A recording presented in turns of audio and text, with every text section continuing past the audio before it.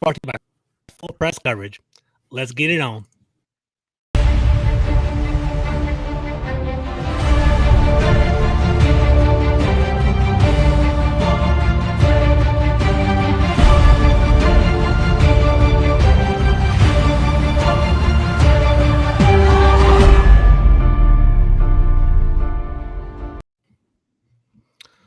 What's up, everybody? Welcome to the Command the Mic podcast. I'm here with George Carmi. Thank you for spending your Tuesday afternoon with us. I'm here joined by Deuce from RedZone in the Lab as my co-host today. How you doing today, Deuce? Good. How you guys doing?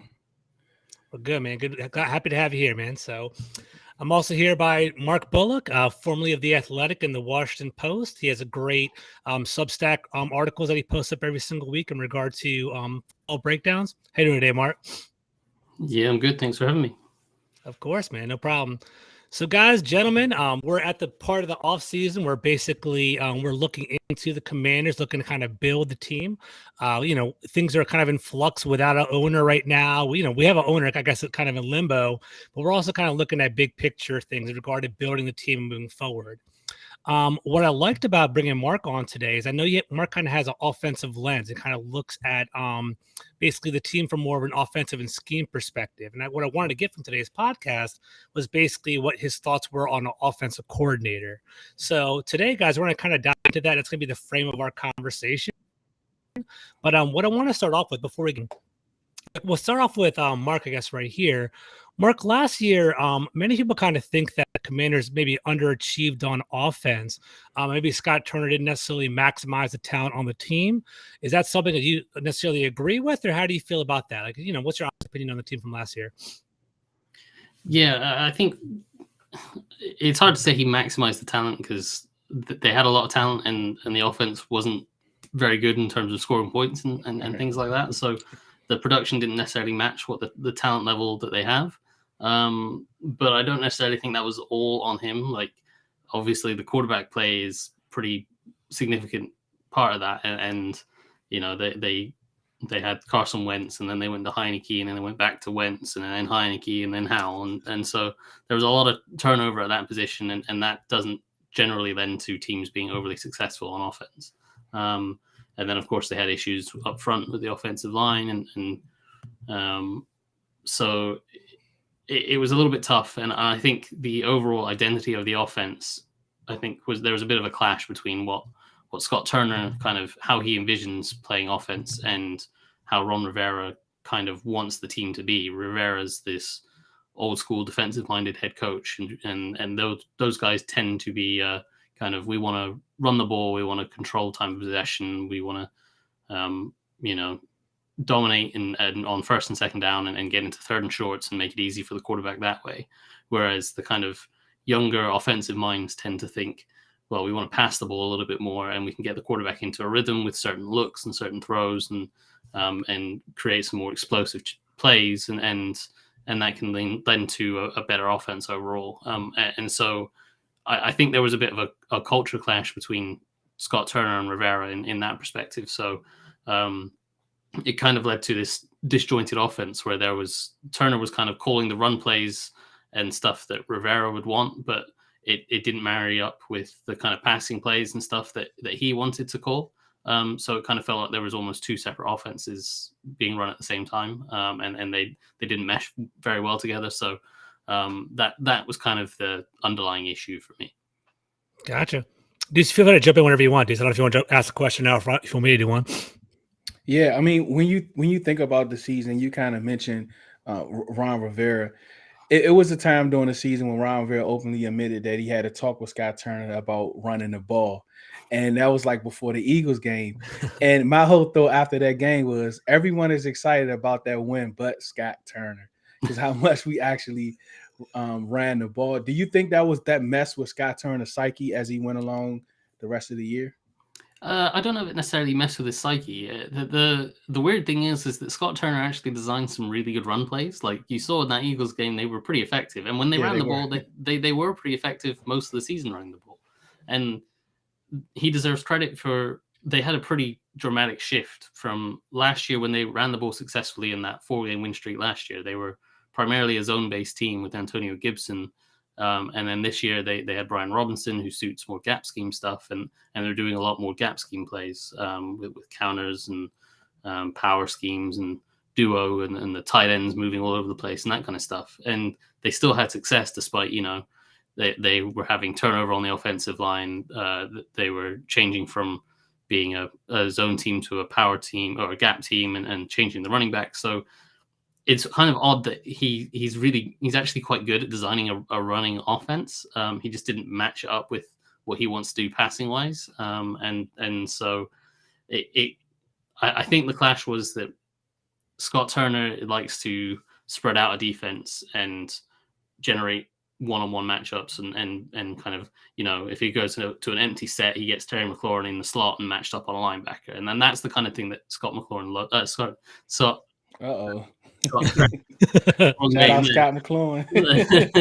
Scott Turner likes to do. So that's basically what his offense is about, is generating those mismatches. Whereas when Rivera was kind of like, we're going to run the ball, and that is our primary option on first down and second down, and sometimes on third down, then that kind of he adapted to that by going with those heavy sets with two tight ends and running those gap scheme stuff with Brian Robinson. But he didn't have the passing game to build off of that. He didn't build into a play action game. His passing concepts didn't mesh well with that style of play. So I think it was just the disconnect between the two coaches that caused that. Yeah, we've heard some things about Scott Turner, why he wasn't successful. And, a lot of the criticism was sequential, right? He couldn't call plays in sequence, couldn't game plan 4 or 5 plays ahead of time. And we also talked about that mismatch of offense and passing and run game.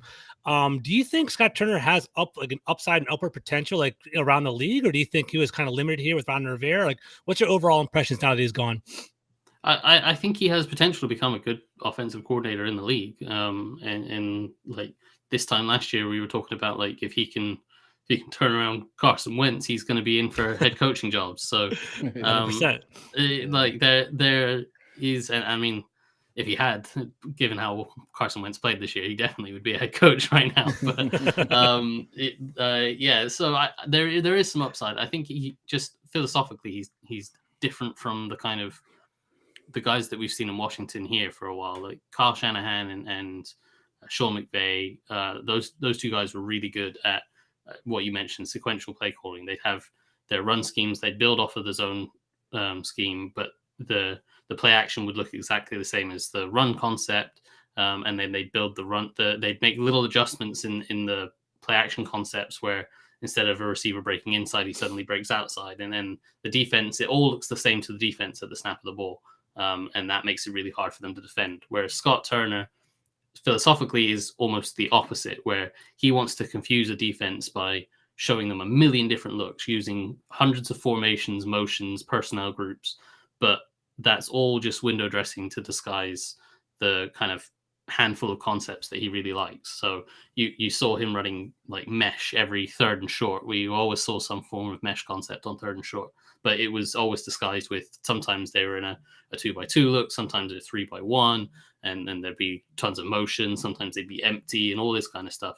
And so that was kind of his philosophy, was he'll keep it easier on quarterbacks by the read is always going to be the same, because it's going to be the same handful of concepts that he's going to use every game. But it's just going to be how they get to that concept is going to be a little bit different, and that'll disguise it to stop the defense from knowing exactly what's happening. So I think there's merit to that kind of philosophy, but it's just I think he needs a little bit of maybe a more experienced member on the staff to kind of help him make sure that he marries up that run and that pass scheme to and build into a play action attack. He didn't really use play action that well. I noticed that. So I think if he can kind of marry the passing game and the run game a little bit, and part of that might be, again, because Rivera kind of demanded a certain style of run offense, and Scott Turner kind of prefers to be more, shotgun, spread out the defense and inside zone handoffs off and with some RPOs and all that kind of stuff. So Yeah, I think he has potential to be a successful coordinator in the league. I don't think he would have got hired very quickly by Josh McDaniels if he didn't. I just think it didn't work for him here because of probably the quarterback situation and the style of play that Ron Rivera wanted. Do you think it's more of an issue with him being able to put those plays together, how you say, kind of marry those different, the run and the pass, and know when to kind of like set up the play action? How much of that do you think is just him getting a grasp on that, and actually, or do you think it's more so him teaching his players on how to actually run those different concepts and Heineke and the skill position players? Because that's something that we kind of heard like the week that he got fired when we was hearing all types of stuff, is that he's not a good teacher. Can you kind of see that from the plays that's being run, or is that something you need to be in the building to see? I think that's kind of more something you need to be in the building for. And I think you have to kind of take those kind of comments with a bit of pinch of salt because, everyone kind of gets bad mouth when they get fired, right? And everyone in the building is kind of shedding blame, being like, "Oh, no, that was all Scott Turner's fault. That wasn't anything to do with us. We were fine. It was Turner's fault." And so I'm sure there was some of that where some players maybe legitimately thought that he wasn't a good teacher or he didn't reach out to them the way that and connect with them the way that they might have liked or wanted. But I think we saw enough potential in the offense, and like at the start of the season, they had a bunch of explosive plays. They started those first two games with a ton of explosive plays, and nobody was complaining then. So I tend to kind of not buy into that too much. I think it's probably more just a case of, they had some pretty shaky quarterback play here. He never really got to have a settled starting quarterback for other than like Taylor Heineke. Yeah, exactly. For the whole time he was kind of switching quarterback, and they were switching it. They had a new center every other week, and sometimes it was a new right guard or a right tackle or what have you. So I think he handled kind of a tough situation and still made the offense kind of okay. It wasn't great, but when you step back and you think of the situation he was in, like how much can you expect out of that kind of situation with the quarterback play and the offensive line issues that they had? So I don't think he was terrible. I don't necessarily think he was the most amazing offensive coordinator in the league either, but and it seemed like it was time to move on given how those comments came out, and certainly before the final game of the year where that was that Washington Post report where, it was like nine players. Mm-hmm. Yeah, that kind of talked bad about him and what have you. At that point, you kind of know he's lost the locker room and you have to move on. But I think he has a future in the NFL. I agree with that. I can see Scott Turner having some potential there. So there was a lot of conversations, a lot of talk about Rivera's postseason conference, right? He had that famous quote saying, "Hey, that 2-to-1 ratio." I know Deuce loves the 2-to-1 ratio. The whole 2-to-1 ratio of run to pass. I don't particularly buy it. I don't think he's necessarily going to go that run heavy in regard to that. But I was just kind of curious because Mark, I know you're an X and O's kind of guy. Does that suit our personnel in your opinion? Or do you think if you were the head coach, or if you were the offensive coordinator, would you go a different direction? Like, how do you feel about where does our offensive system skill set sit in regard to play calling and scheme? What do you think about all that? Yeah, well, nobody goes 2 for 1 in the modern NFL. It just doesn't happen. Right? I don't think it has happened since 2003 or something like that. The Steelers or something, right? I've heard a long time ago. Yeah. So it doesn't happen. And I think that kind of quote is somewhat taken out of context. And I agree. But it was an easy target. They didn't necessarily clarify it the best they should have. So, but yeah, the run first approach isn't necessarily the worst idea because, as Rivera has pointed out, quite a few of the teams that go deep into the playoffs consistently are run first teams. Like the 49ers are predominantly a run first team. Yeah. The Rams, when they won the Super Bowl, they were a run first team. Eagles to an extent. Eagles certainly, you would say they are a run first team. The difference about those teams is that they are running to set up stuff. They're running to set up the play action. They're running to not just to run the ball and run the ball first down, run the ball second down, and then if they're in third and short, they might run the ball again. That they run the ball more often than they pass, but they are still incorporating a lot of passing concepts. They're still using passing plays on first down. They're using play action. So they're not that 2-to-1 run offense. Nobody is. For Washington, I think they can follow that kind of blueprint of, what the Eagles have done recently with Jalen Hurts and what the 49ers do and what McVay and the Rams do. They can follow that blueprint of being a run-first team. But you have to run with a purpose of, we're showing this look to get to this look, and we're setting up this by we're faking this outside zone to get to a bootleg, and when we're running this inside zone to get to an RPO later in the game and that kind of thing. So you can still see teams that are run first still have, the thing that a lot of fans I've seen talking about is that Washington has 3 really good receivers, and if they're going to go run first, then what's the point of taking Jahan Dotson in the first round last year? And those guys, there's some truth to that, but at the same time, like, you see guys are productive every year in run first offenses, and there's plenty of receiving yards to be had, like George Kittle and Deebo Samuel and those kind of guys pick up tons of yards, and even the fullback called Juszczyk with San Fran, like, he gets plenty of receiving yards every year. He does. It's not like the receivers can't be productive in a run first offense. So I think they can go down that path, but you want to, if you do want to run the ball first and foremost, it's running it with a purpose to set up things later in the game. And I think that is a perfectly reasonable kind of balance to try to strike. Yeah, because we know Mayhew made the comment, right? And Ron was like right beside him. So it wasn't like Ron could say, nah, man, that's not what we talked about. Like he can't do that right when, and that was like the worst thing Mayhew could have said. But when we talking about being run first, are you a component of like the screen game, which we were horrible at? You can say it's play call, you can say it's offensive line play, whatever. But how do you look at those things like the quick screens, the slants being extensions of the running game? Do you kind of count that also towards like a run first offense? Absolutely. Yeah. And most offensive coordinators and offensive coaches in the league will tell you that that's exactly what they consider. If they build an RPO play where it's a cold run, but they have the option to throw a bubble screen if the look is right, or they throw a slant if the look is right, or whatever it is, then that's the extension of the run game, because like an RPO is still a cold run play, but it just has the option to pass if the look is right.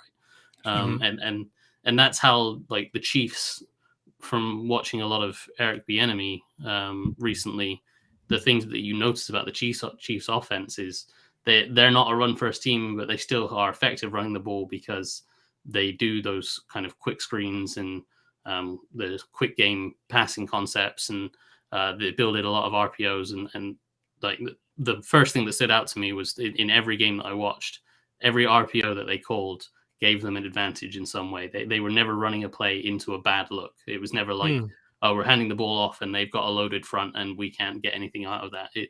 It was always, well, the RPO we have packaged in with a bubble screen one side. Either they're bringing a linebacker out to cover that bubble screen, in which case we've got a lighter box to run into, or they're keeping the box heavy and we've got an easy bubble screen to throw to the outside for a quick 5 or 6 yards.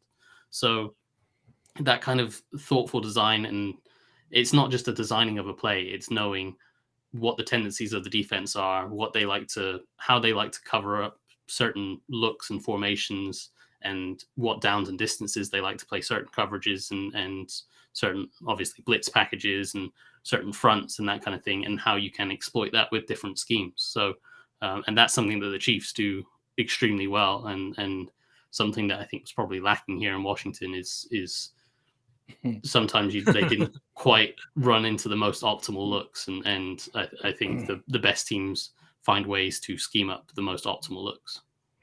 And that's a good little pivot point, right? Because I think, for one, Washington does have, in my opinion, a quarterback that can potentially run the RPO, right?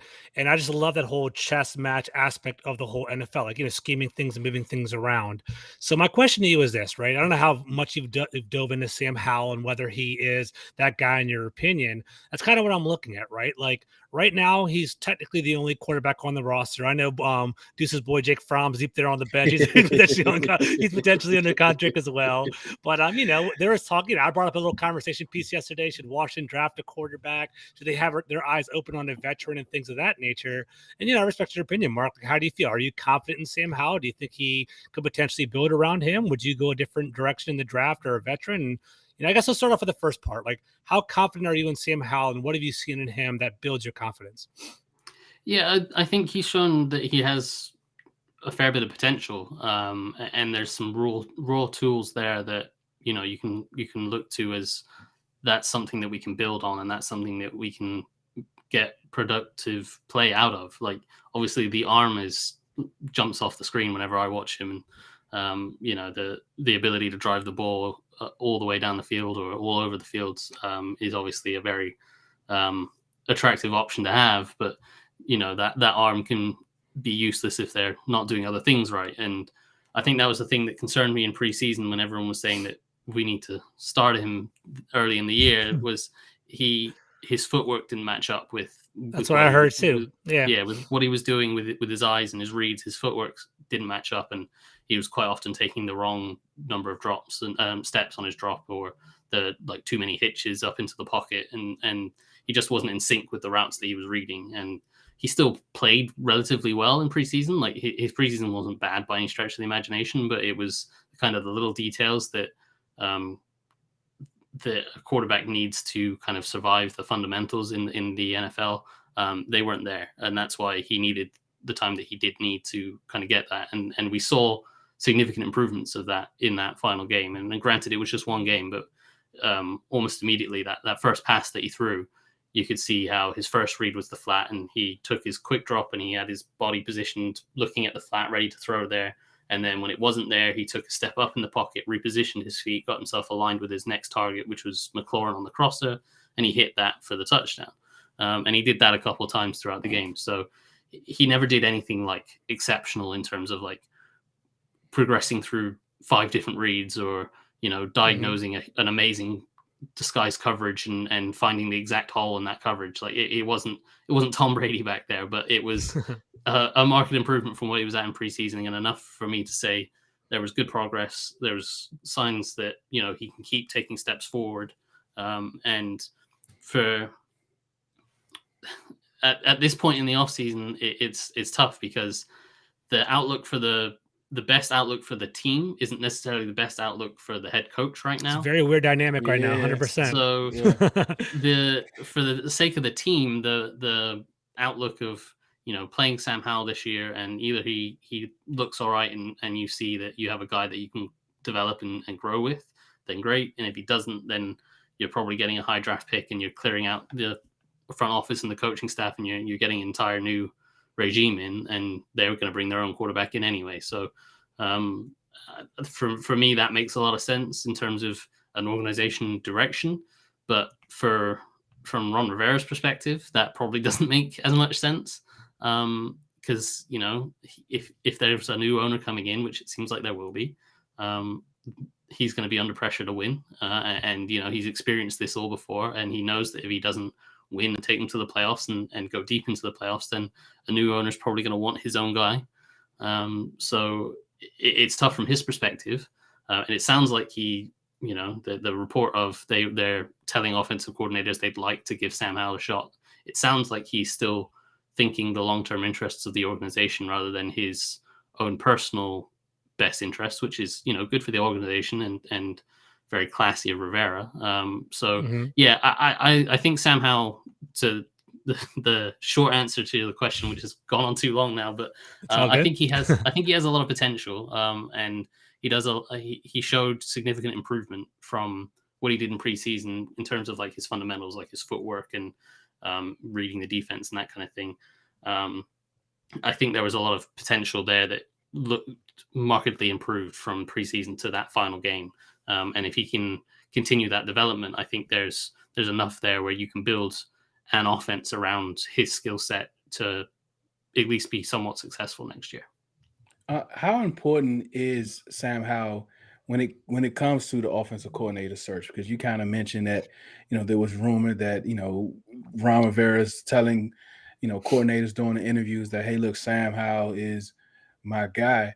Does that kind of like cut the interview pool in half when you bringing in guys that could work with a young quarterback that you may end up not even being here next year? But that's a whole different discussion for the coordinators. How important do you think who they bring in is going to, improve or get the best out of Sam Howell, as you said?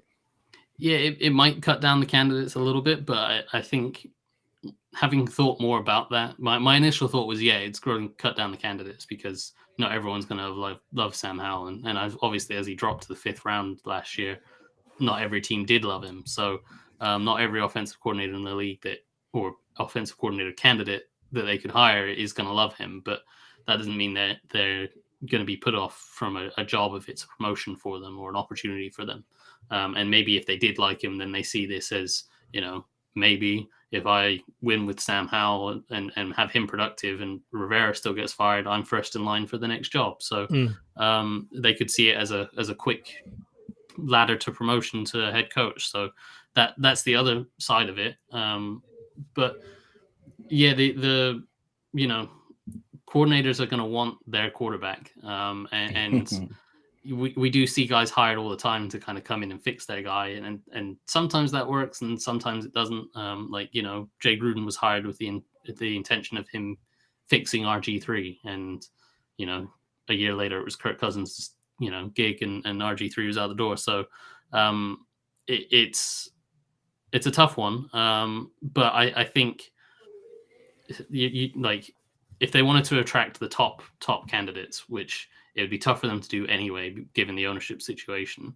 But if they wanted to do that, then they'd probably have to be going like, okay, we're going to go all out for Derek Carr, or we're going to go make a big trade for Aaron Rodgers or Lamar Jackson or whatever. They're going to go get one of the big name veterans.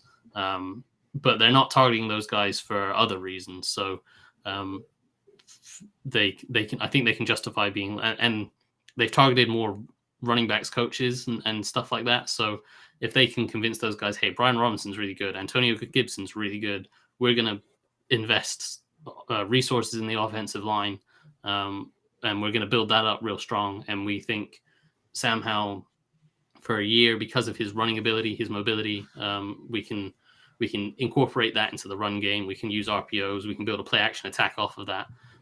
You look at the blueprint, what the Eagles did with Jalen Hurts. They had an extremely strong offensive line. They could run the ball just down anyone's throat because that offensive line was so good. But when you add in the threat of a quarterback that can also run, and then the RPO game, and then the play action game, that kind of builds an offense where you're limiting the amount of times a quarterback has to actually drop back and pass. So if you can find a coordinator that can see that kind of vision, and you say, this is what we're going to do with the offensive line. We're going to spend a first-round pick. We're going to go and sign a top free agent. We're going to completely revamp this offensive line. We love our skill position guys, and we think Sam Howell can develop enough, and we can insulate him with being part of the run game, doing the RPOs, the play action stuff. Then I think there is a kind of recipe for success there. It's just finding the guy that will kind of tap into that, I guess. That's a great pivot point. Thank you, Mr. Mark Bullock. I like that. So Mark's actually doing an excellent job on his Substack, kind of going through the offensive coordinators and their strengths and weaknesses. And that's kind of, the main reason why I have him on here today, because I want to hear his perspective on things. Sam Howell is definitely going to be an intriguing character as a quarterback. What I've been hearing recently is the Commanders kind of view him as like a Heineke plus, which I don't know how I feel about that. Right? He's like an elevated Taylor Heineke. So we'll see. He has a better arm, a little bit more mobile, a little more stout, but we'll see how that goes. So I'm curious. Like, I've actually read your articles, except for the Bad Me one. I started reading it, but I fell asleep last night. But it wasn't your fault. It was late night reading. Mate, fell asleep. I should have said it. I read like midnight. He put it out late.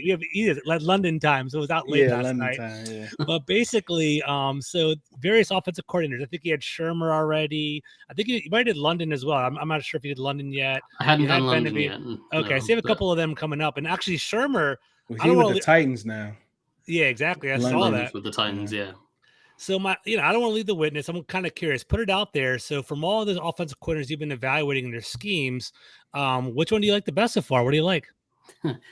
It's tough to say because a lot of them, you don't know exactly how involved they are in their current That's true. schemes. That's true. The only one that they've interviewed that has called plays and run an offense of their own before would be Pat Shermer. So you have an idea of the kind of offense he would want to run. You have an idea what the other guys would want to do based on the systems they've been in, and like obviously they've interviewed Eric Studsville, or is it Studsville, or Studsville, I believe. Studsville. They interviewed him from Miami, and Miami has Mike McDaniels, which is a branch of that Kyle Shanahan and Mike Shanahan tree.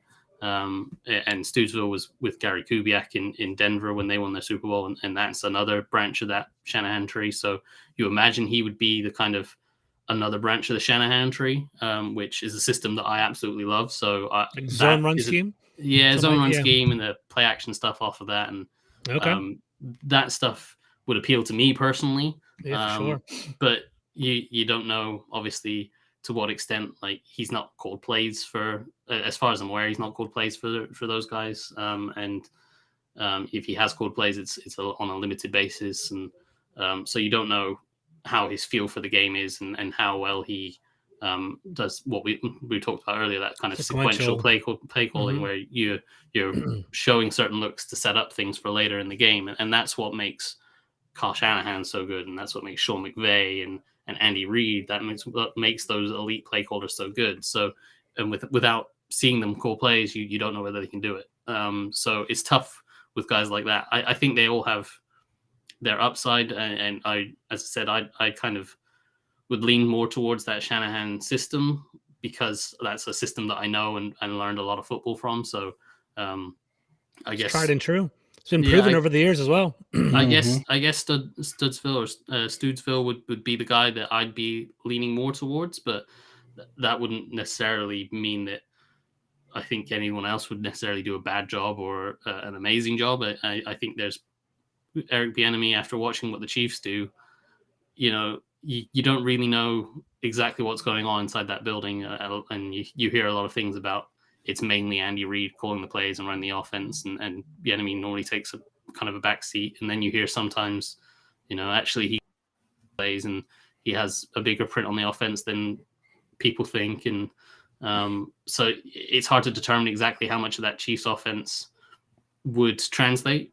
And part of that Chiefs offense being so good is that Patrick Mahomes and Travis Kelce are really pretty good. They're pretty good players, I think. Right? Yeah, not bad. Yeah. Like they allow you to do a little better of than things. Hal, just a little bit. Yeah, those guys have a connection that allows them to get away with some. If they make a mistake with a play call or what have you, then those guys can kind of get them out of trouble. But the thing that stood out, I think I mentioned earlier with that Chiefs offense, was they very rarely run something into a bad look, and the RPOs were the example I used, and it was beautiful. It was great.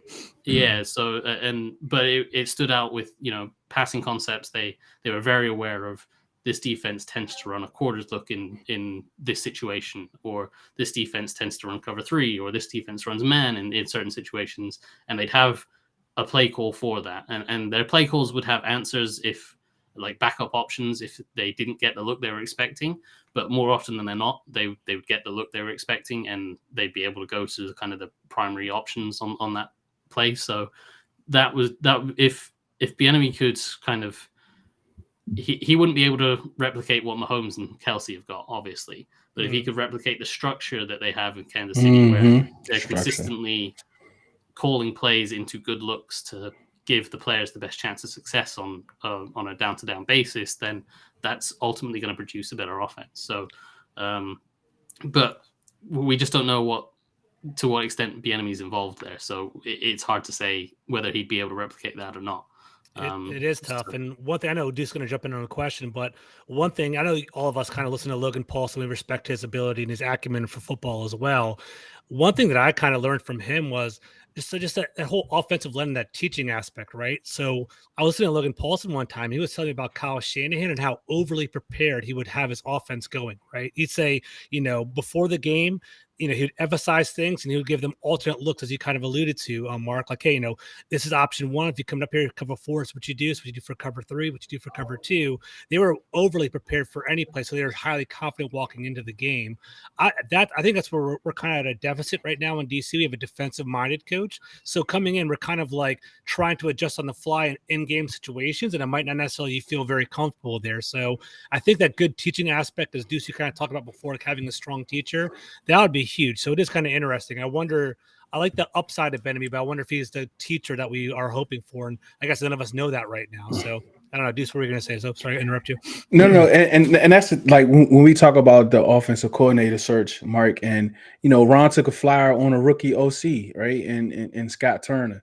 Obviously it didn't work out. Would Ron want to do that again? Essentially his job may be on the line, right?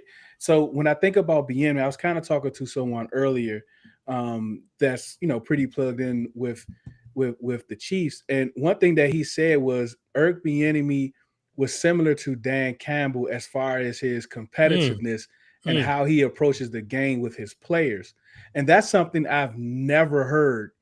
And this is, this is something I've never heard about BM because, I'm not going to sit up and act like I watch all the Chief games, right? But when we do see him and certain things that we hear about him, but he wants to get the best out of his players, even the best out of his best players, to the point where it's not like you just like, you are doing this, but you can do this better by doing this, and this. How important do you think that is? And also like a rookie coordinator that really doesn't, or like a running backs coach coming into this position that doesn't have that experience in being hands-on with players like that? Yeah, it's definitely like being able to teach your offense and having your players understand not just what their assignments are, but understand the bigger picture and why they're doing what they're doing. I think getting that level of understanding in the system automatically kind of gets players to buy in more, because if the kind of old-fashioned way was it's my way or the highway and you just do what I'm telling you to do, I think modern players and younger people in general tend to they want to understand right? With that money of production, 100%. I agree. They want to know why, and they want to understand why, and I think that's a good thing, because when you understand why, you can understand the bigger picture, and understanding the bigger picture makes just everything click a little bit better. And like on the defensive side of the ball, it's easier to kind of explain. Like a safety like Cam Curl, he understands the bigger picture of the defense, and so he knows when he can cheat from his responsibility to go help someone else out. And you kind of get that happening on like the offensive line as well, where a guard might be meant to slide one way, but if he sees like his tackle on the outside needs a hand, he can, and he doesn't have a responsibility on that side, there's no blitzer or whatever, he can kind of slide over and help out. And understanding the bigger picture and understanding the why of what you're doing and not just what you're doing, but what the offense is doing, I think helps everyone kind of understand the whole system better. And so for me, that would be a primary kind of objective for an offensive coordinator when you're coming in. And I think that's what separates like a guy like Kyle Shanahan apart. And I think you touched on it earlier with Logan Paulson, where he was saying that Kyle Shanahan installs that offense. And I've heard stories before where Shanahan gets halfway through a training camp and he restarts the install. So he goes back to what his day one install and that's great. Reinforces that those kind of days of installing the playbook and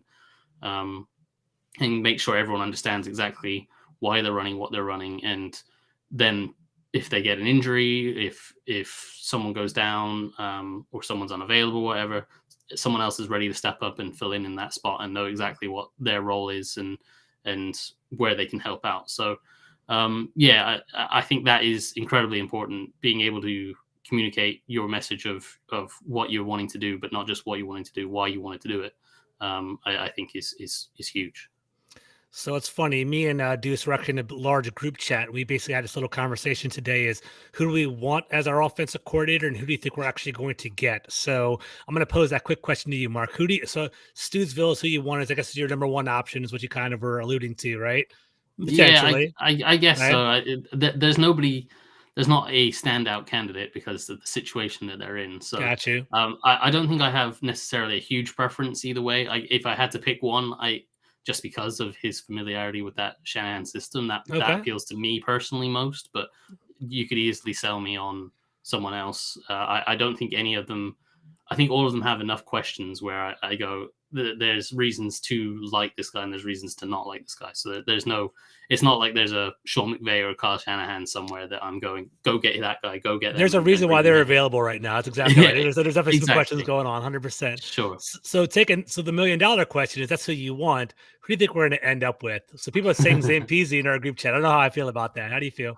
I would not. Ken Zampese would be the most uninspired choice. I agree. 100% agree. Okay. they've talked about, and he took over for Jay Gruden with that Bengals offense and basically did nothing with it, and so that would be that would be the uninspired. I agree with you. Yeah, uninspired. I would not want that one. I think it sounds like they're waiting for Bieniemy, and the Titans hiring a guy today Charles that London takes them off the list, and the Ravens have had quite a few different guys in for second interviews already. So it seems like the kind of options for Bieniemy is limited. So it seems like that might be the kind of route they're going for, which I'd be fine with. I guess that's kind of that one probably has the highest upside because of what the Chiefs' offense is right now. But I think it also comes with the biggest risk because you just don't know how much Bieniemy is involved in that. Gotcha. So I would, if I had to guess where I think it's going to go, I think it's going to go that way.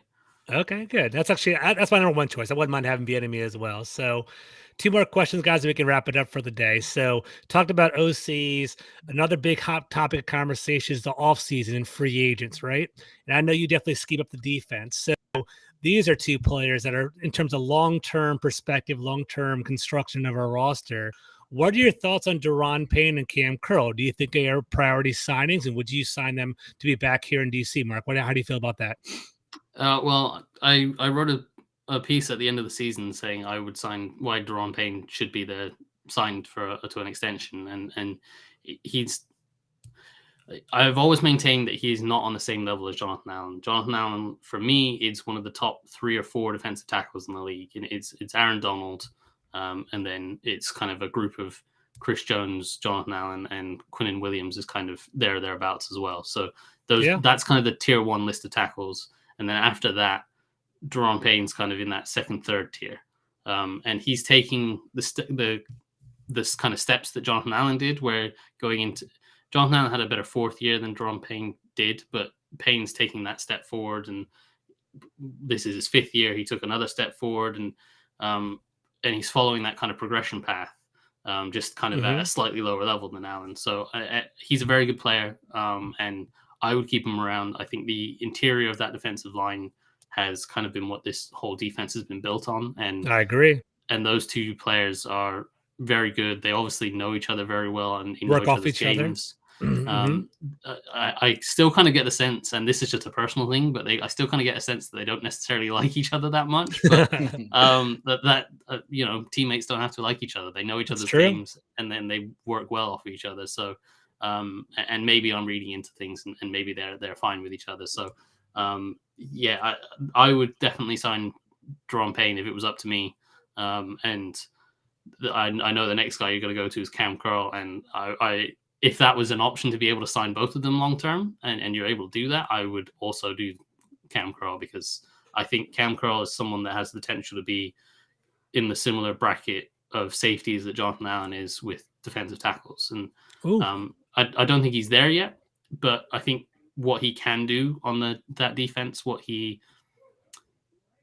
amount of different roles he fills on that defense, you just see the difference when he's not there. You don't necessarily, it's not obvious on the broadcast angle when he's playing, like how many different roles he's filling.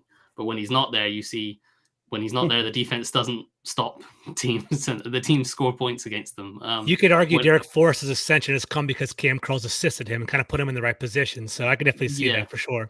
He fills so many roles. One play he's playing strong safety, one play he's playing in the slot, one play he's almost a linebacker. He can play part of 2 deep. You can occasionally have him single high. He can roll down into the box. As I said already, he can roll over the slot. He can blitz. He can cover. He can defend the run.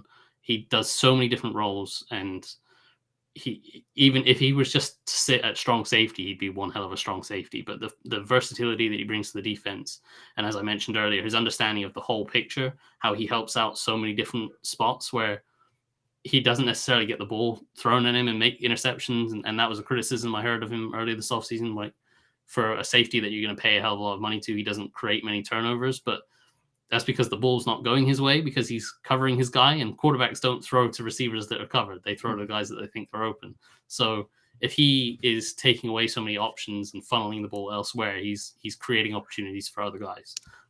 So he is a very essential part of this defense. And I would get him locked up if that's a thing that is possible this offseason.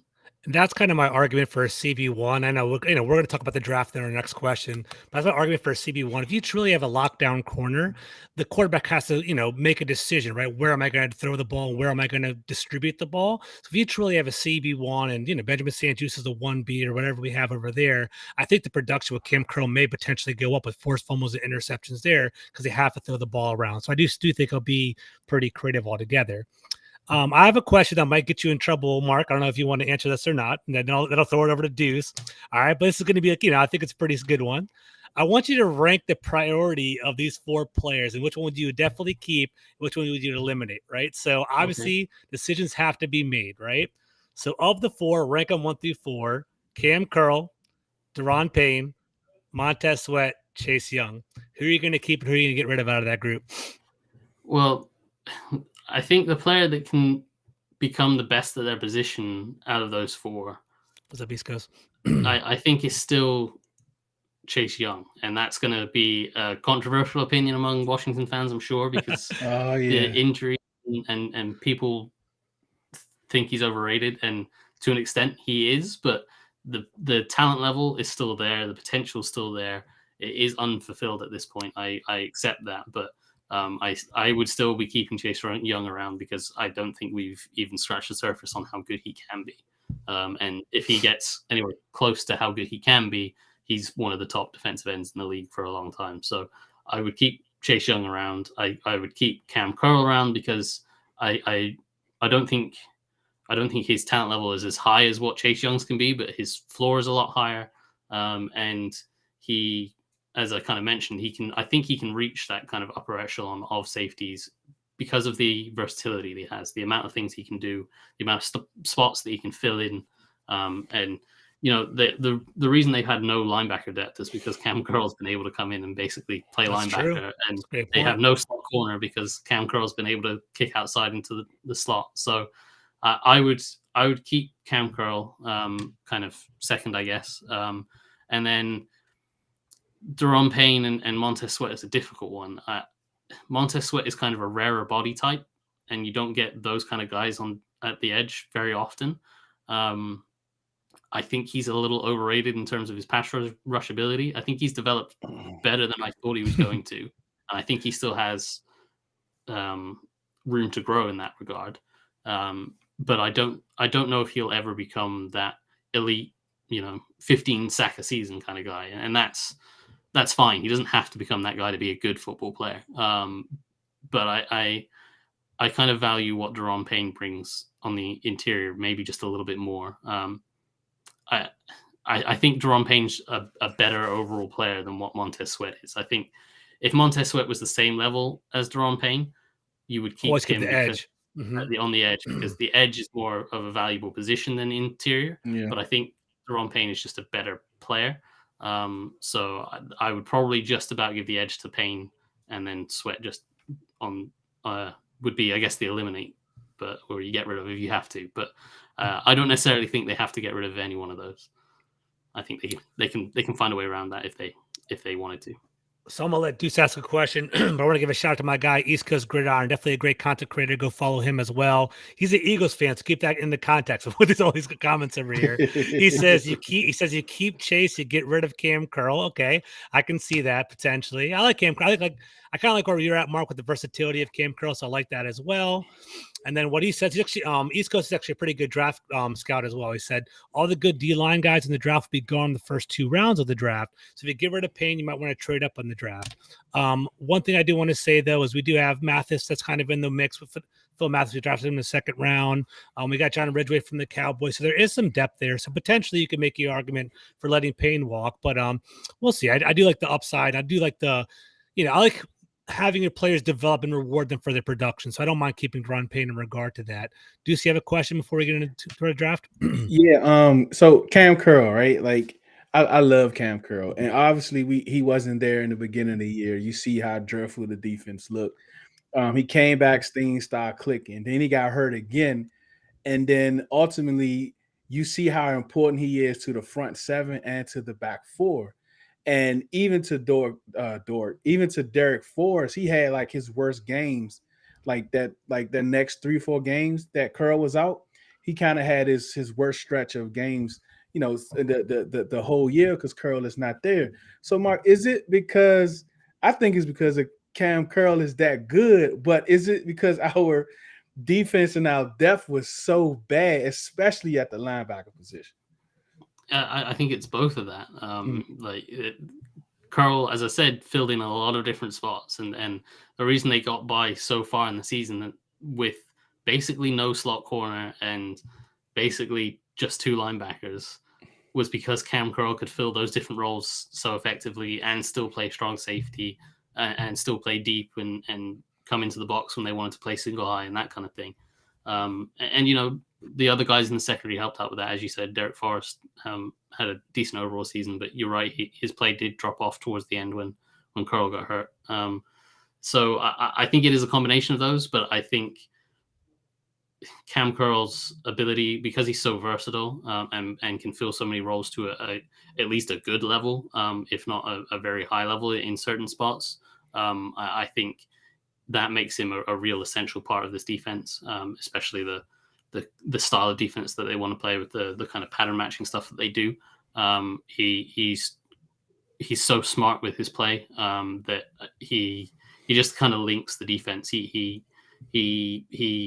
helps those secondary guys get in the right spot, and he helps the front 7 guys get in the right spot, and he kind of weaves it all together nicely. He's a kind of like he's almost like the play action game that they were missing on offense. Essentially, they had the front's good, the passing game was okay, but Cam Curl meshed it all together. Whereas on offense, they had the passing game was a thing and the run game was a thing, but they didn't get it to mesh. They didn't have their Cam Curl on offense to mesh that all together. So, that's kind of how I view him. All right, last question. We'll start bringing it on home. It's from East Coast Square on one more time. One more comment. He says, if you guys give rid of Chase, go with Keon White at Georgia Tech. He's incredible. I think we still got Chase Young for one more year, so we're not really worried about that right now. But, definitely keep an eye out for it. I think they're going to sign Chase Young long-term. I think he's kind of the face of the franchise. It's just, the argument's going to be how much is he going to cost. He really has to take that next step in order to get that big contract there. So speaking of the draft, this will be our last question of the day. Mark, me and Deuce talk about it all the time offline about what direction to go in the first round. Are you heart set on having offensive linemen go in the first round, or do you prefer a cornerback? Would you take a quarterback if they slip? Like, what direction would you like to go in the first round, even the second or third, if you want to go that route? Yeah, well, I can't speak to specific players at this point because I haven't done any draft work at all. We don't really get college football in the UK, so I have to get. I didn't realize that. Oh, yeah, there's like maybe one game a week shown, and that's kind of it, and so you don't really get it over here very often. So I kind of have to wait till this time of year when I hit up a friend and he gives me the access to all 22 of the college stuff, and then I can catch up. But in terms of just kind of a general thought process, I think obviously free agency is going to play into it, and the offensive coordinator is going to play into it. And if they're convincing the guy that they're going to do this run first approach and we're going to go with a zone scheme, then then maybe you think, well, Sam Cosmi's a nice zone blocker, but he's kind of struggling at right tackle. We'll slide him into guard. So we need a new right tackle. And maybe tackle is kind of maybe a higher priority for you. Or maybe you go, well, we need a new right tackle. And we kind of like Caleb McGarry from Atlanta, who is a free agent. He's developed into a decent right tackle. They've run the zone scheme. So he had good familiarity with with that kind of system. Maybe you bring him in and then you don't need the tackle so much. Maybe you're looking more, possibly if there's a center that you like in the first round, or maybe then you start looking, well, maybe we can go corner, or maybe they go, if there's a tight end, and I know this is a controversial take at the moment based on my mentions on Twitter, but if there's a tight end that can do it all, and I don't know if there is, I don't know this class yet, but if there's a tight end that they think can be a blocker do-it-all kind of guy, yeah, they can line up in line and block a defensive end on his own scheme, that can kind of split outside or split into the slot, or play the kind of X receiver position if you do a 3-by-1 with a tight end on one side. That adds a ton of value to an offense, to have a guy that can be that versatile and can do that much. And that could be the kind of that Cam Curl kind of guy that meshes the passing game and run game together. Yeah. Then I would take that guy in the first round if you think you can find that guy. And as I say, I have no idea if that guy's there, but if that guy is there, that would be pretty high on my list of a guy that I would look to take in the first round. I think the guy there is Mayer from Notre Dame, I believe, right? He's supposed to be like a stud, supposed to be able to blocker and like had like over 100 targets as well. So I think he would be a pretty solid option over there. I can definitely see that. Okay. So I'd be open to a tight end. I'd certainly be open to corner. The system doesn't necessarily require a top corner. It doesn't necessarily require the kind of first round corners typically tend to be those big long corners that can lock down a guy in man coverage, and this guy doesn't typically this system doesn't require you to play a ton of man coverage. It's match coverage, so that's why a guy like Kendall Fuller excels, because he sits off the line of scrimmage. He can read route combinations and knows how to match his coverage to certain routes at the right time. So you kind of need that smarts, and you can find that sometimes a little from guys that aren't necessarily quite as good in man coverage or aren't necessarily as athletic as other guys. You can usually find that in the second or third round. So I don't think corner is necessarily the need in the first round, but if there's a guy that obviously has all of that intelligence and ability while also being a great athlete and can play man coverage and what have you, then you can take that guy as well. So I think corner certainly is on that list. They need to find some corner. I think they need at least, I would want one corner that is capable of challenging Fuller and St. Juste as a starter. And then I agree. And then you have a little bit more depth. So that the corner is certainly high on the list. I just don't necessarily think in terms of the scheme that they run, that is you definitely have to go get a first round corner. You can find those guys in the later rounds, but corner, kind of offensive line and tight end, that would be the three kind of positions, and obviously offensive line covers a couple of different spots, but that would be the three main spots that I'd be looking at. So real quick, my guy East Coast said Michael Mayer is good. I think if you guys want one, Payne Durham from Purdue is great at both sides of blocking and catching. If you guys want a true playmaker, Dalton Kincaid from Utah is also another tight end to look at as well. So that's awesome. Thank you, East Coast. I appreciate it. Deuce, I'm done with questions. You have any one last one, or are you good to go? Yeah, one last one. So once you do your draft profiles, please do Joey PJ Sandwich first. Joey Porter, Penn State. That's my guy. That's who I'm going with in the first round. I've been on him for a few weeks, and I know the cornerback class is very deep. I do know that. Some boards some guys have him ranked 1, 2, some have him ranked in like 4 or 5. I think the top 5 corners, they're all kind of meshed together. I don't even think the combine and pro days is going to separate those guys too much. So, I mean, any one of those guys that's there at 16, I would love to pick up. But so please do Joey Porter first, Mark, if you can. But taking requests. Yeah, because trust me, I use a lot of your stuff.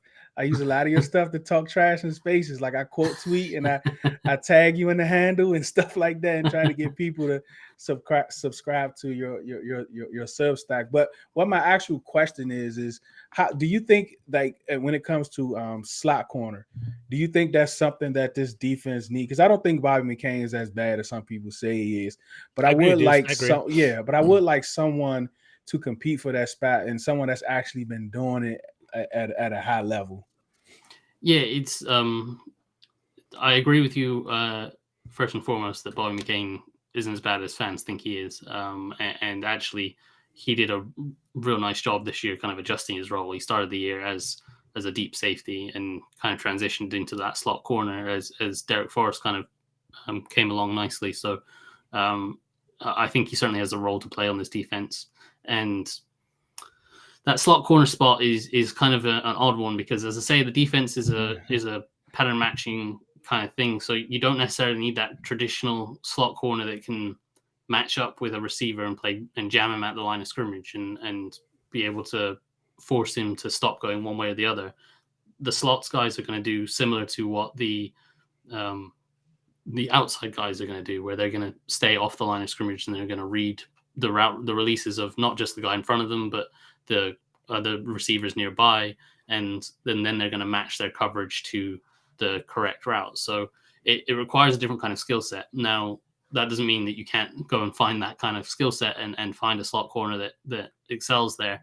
And I absolutely agree that they should be looking to add someone, because it's not, you don't necessarily do the pattern matching stuff every single play, and you don't play zone every single play, and you don't play man every single play. You need to have the ability to flip between them.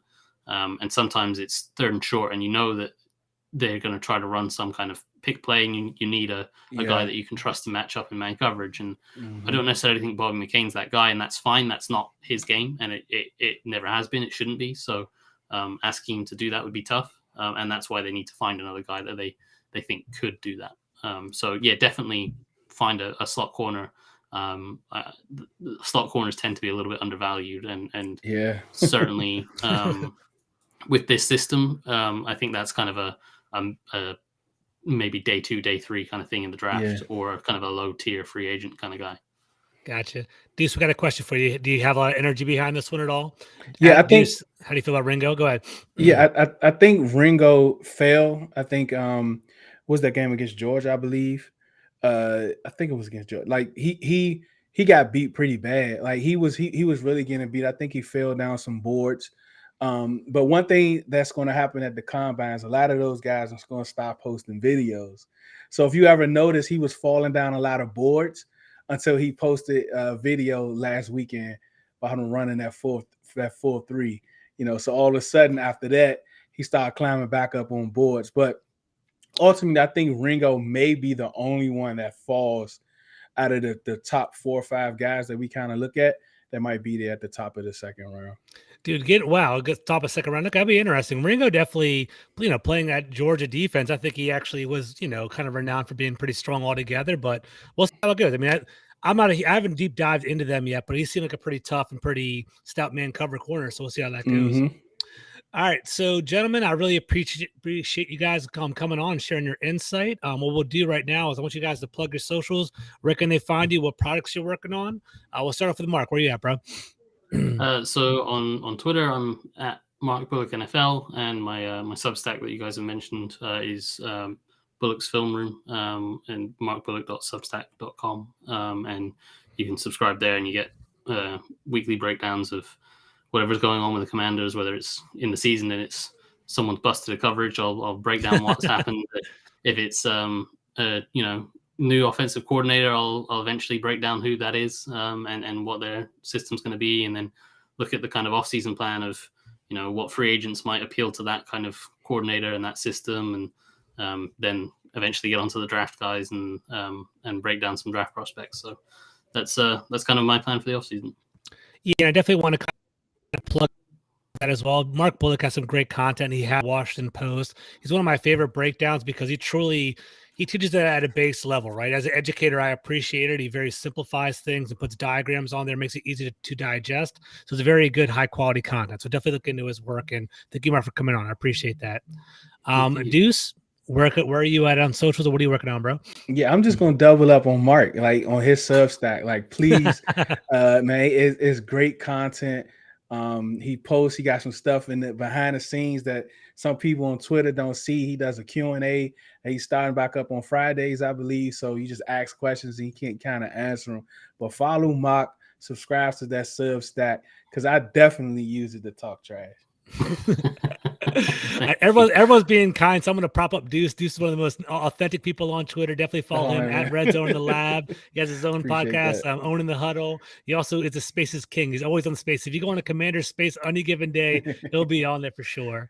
And guys, I'm George Carmi. No problem, man. I'm George Carmi from Full Press Commanders. This is the Command the Pike podcast. Definitely subscribe on YouTube. I want it to grow a little bit. I appreciate that. Follow me on Twitter at GCarmi21. Have a great day, y'all. Peace out.